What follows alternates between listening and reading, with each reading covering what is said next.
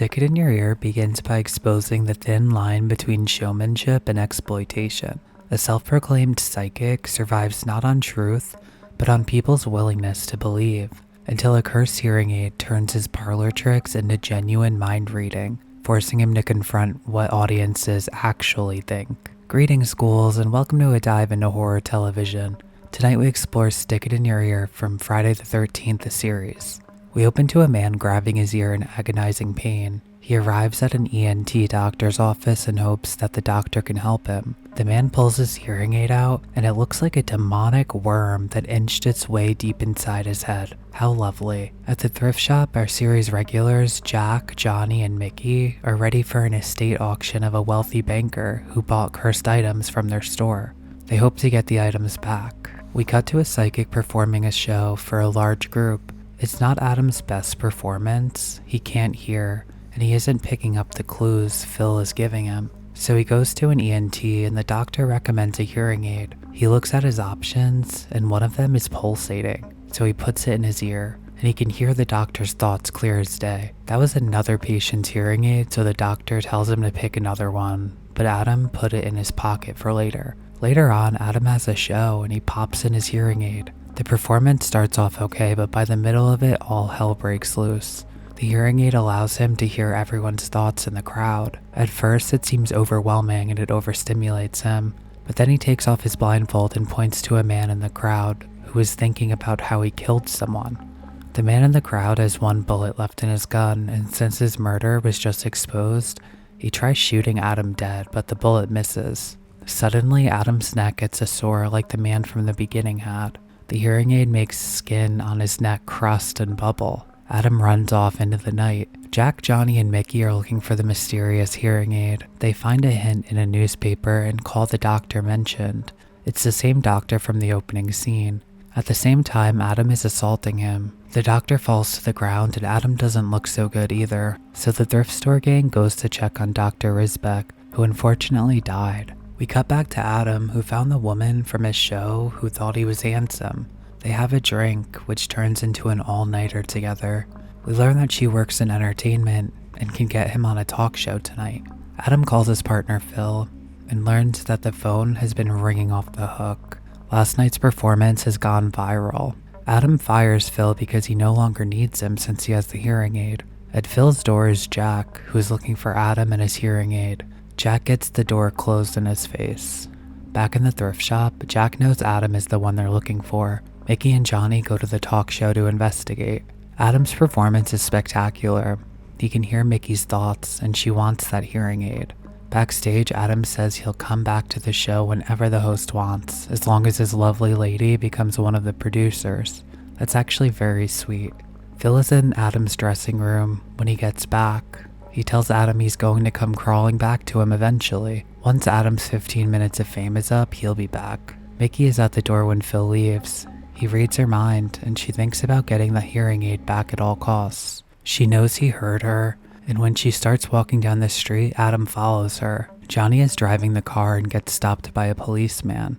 This gives Adam the perfect chance to attack Mickey. He's so crazed he can hardly stop himself from killing her. His ear is bothering him like crazy, and his neck is all messed up again. Luckily, Johnny saves the day and Adam runs off. Back at the thrift shop, the trio regroups. The hearing aid lets you hear what other people are thinking, but then the thoughts have to be released or he'll die. He can take out the thoughts on someone else to save himself, and that's why people who wear the hearing aid kill others. Adam goes to Phil's home and releases all the thoughts he's stacked up until Phil drops dead. His girlfriend comes into the room and she's taken aback. He pushes her against the wall and convinces her that with him, she could have anything. If she wants to run the network, she can. If she wants money and power, no worries. He will assist her no matter what. This intrigues her, and she accepts him even as a murderer. In the newspaper, there's an article that tells us the network will pay someone $50,000 to prove Adam can't read minds.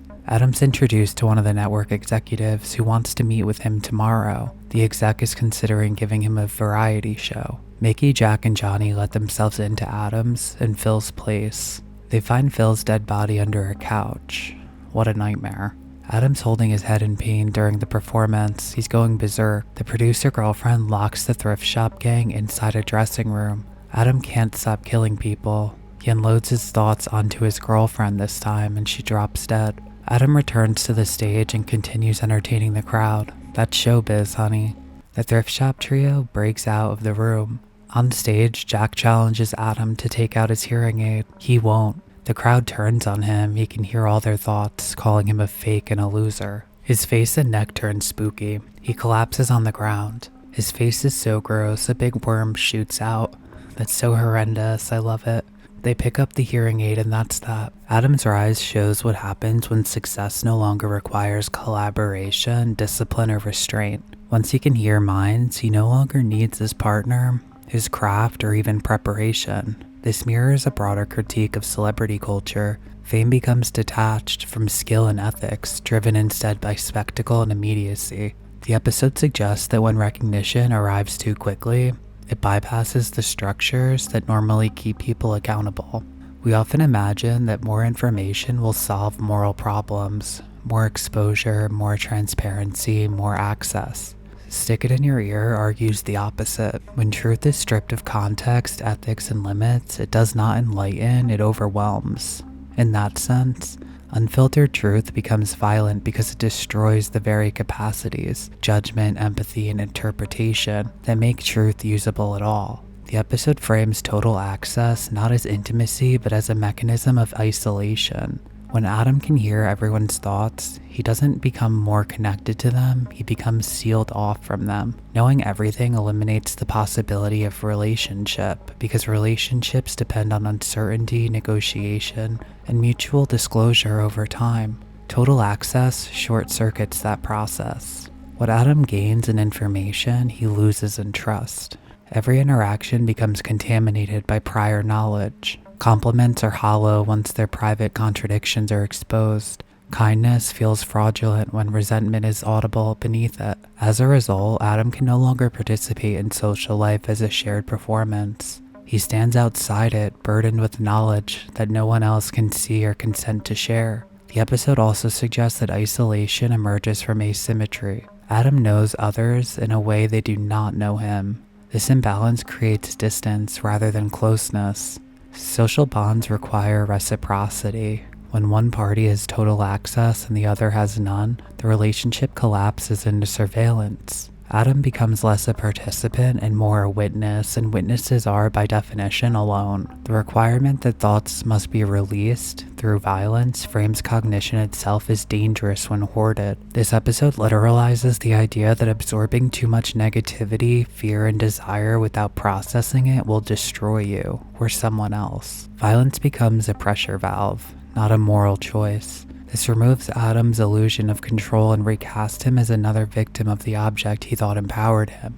The episode presents the crowd not as a passive audience, but as an active moral force, one that shifts rapidly from admiration to annihilation. Adam's rise depends entirely on collective belief. His power only matters because the crowd wants to believe in it, wants to be dazzled, wants to consume him as spectacle. But the same collective desire contains its inverse. The hunger to expose, humiliate, and destroy once belief curdles into suspicion. What is striking is how little evidence the crowd requires to reverse its judgment. The moment Jack challenges Adam on stage, doubt ripples through the room. Adam hears it instantly. Thoughts of fraud, resentment, envy, contempt. The crowd does not deliberate, it reacts. In this sense, the episode treats the audience as a single organism, capable of instantaneous moral consensus. There is no trial, no process, only a shift in affect. Approval becomes accusation, fascination becomes punishment.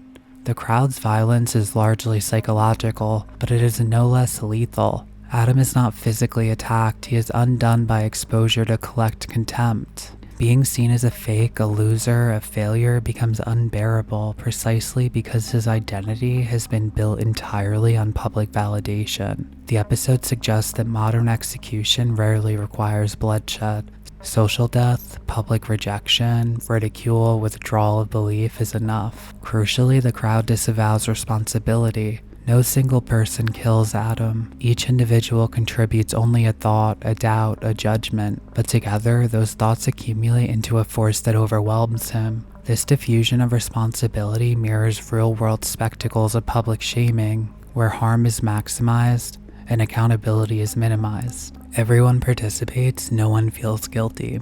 The episode ultimately argues that the same audience that crowns you can just as easily destroy you, and it will do so without ever seeing itself as violent at all. Stick It in Your Ear ultimately argues that not all limits are oppressive. Privacy, ignorance, mediation, and uncertainty are necessary for human functioning. The hearing aid removes these limits and calls the results truth. But what it produces is madness. The horror is not that Adam hears too much, it's that he believes hearing everything will make him whole. Wayne Best played Adam, and he's known from Short Circuit 2, Sea of Love, and Driven. Phil was played by Chas Lawther, who was in Good Will Hunting, The Ref, and Paint Cans. The episode was directed by Douglas Jackson, who did an episode of the Ray Bradbury Theater, as well as The Ghost, The Heat Wave, Lasted 4 Days, and The Sloane Affair. This one was written by John Ezrine, who wrote Witchboard 3, Dangerous Game, and an episode of Superforce. Overall, this one worked well, and I'll rate it an 8.5 out of 10 for Friday the 13th, the series. I really liked the brainworm and the creepy skin effect that they used to show he was about to blow. This is some successful body horror. What was your favorite episode of this show? Please let me know down below, and until next time, remember to be well and stay spooky.